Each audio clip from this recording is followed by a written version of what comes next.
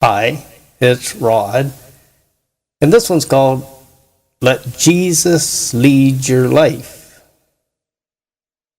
It was like a sort of a vision I had. I was in a car with Jesus. He's driving, he's holding the steering wheel. And then I start to try to grab the wheel and start to steer it in the other direction or something. And it's like Jesus might want to turn right and I want to turn left or something.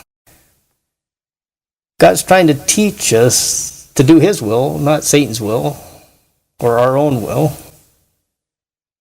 God's trying to teach us to be a servant of Him, not a God player like Satan or whatever.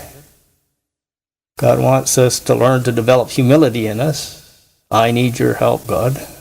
Not pride, I don't need your help, God. God wants us to follow Jesus like a good shepherd, not Satan like a bad wolf to devour us. God wants us to make Jesus our boss. When it says that my sheep hear my voice, I know them, they follow me, it's sort of like Jesus is our good shepherd or our boss. We're the sheep, He's the shepherd. We're the worker, He's the boss or whatever. Prayer is like calling Jesus the boss on the phone. What do you want to do today, boss? Get an answer back and start doing it with His power to do it. It's got to be like Jesus doing what God's will out through you, not you doing it through you. Giving Jesus the steering wheel and sitting back and letting Jesus lead and you follow. It's like praying, what do you want me to do now, Jesus? Getting an answer back and starting to do it with His power to do it. It's like there's three kinds of thoughts in our minds. There's like Jesus' thoughts or God's thoughts. There are our own thoughts and there's Satan's thoughts. God's thoughts or Jesus' thoughts are like the wise, loving thoughts to do God's will, to get saved through the cross, to study the Bible, to pray, to try to teach truth to others, to try to act loving towards others, etc. That's the voice we should follow. God's voice, Jesus' voice.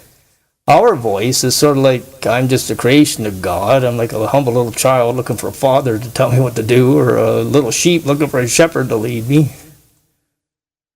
Dependent on hearing a voice tell me what to do, and dependent on supernatural power to do it.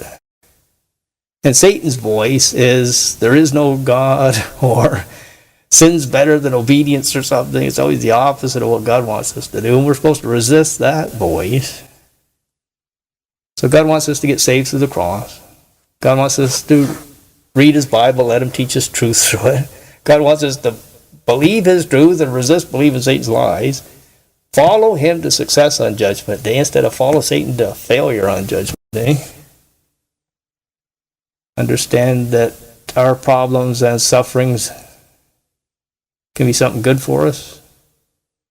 Not let Satan tell us that God can't be good if you have to live in an evil and suffering world or something. It's supposed to be that way because of free will choice. But the good news is God can help us through it. Bring good out of it for us, like a Joseph story. Make us happy in it. And help us not to be bothered by it. Jesus can handle all our problems through us. There's nothing too difficult for Him to do.